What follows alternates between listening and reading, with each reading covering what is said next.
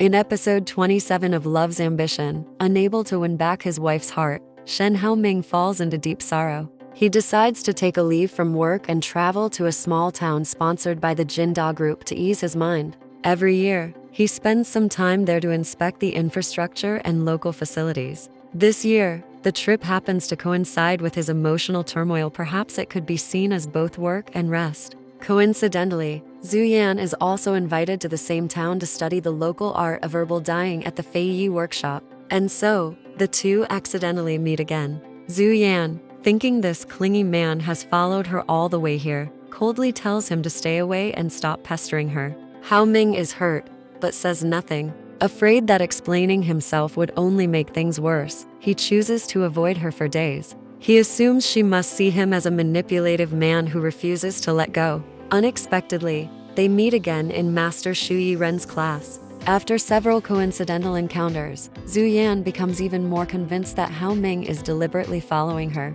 Though misunderstood, Haoming doesn't try to explain, fearing that any explanation would only complicate things further. It isn't until later, by pure chance, that Zhu Yan discovers the truth. Haoming didn't come here for her. Besides his work, he is deeply involved in charity activities funding road construction and house repairs for Qingshui Town. The local children adore this big brother.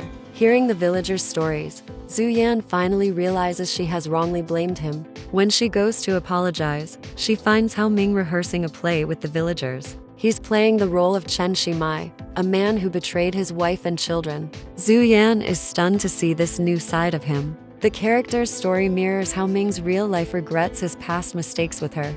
This time, Zhu Yan understands she truly misjudged him. He hadn't come here to chase after her, but to find peace after she refused to reconcile. Fate, however, brought them together again in Qingshui Town.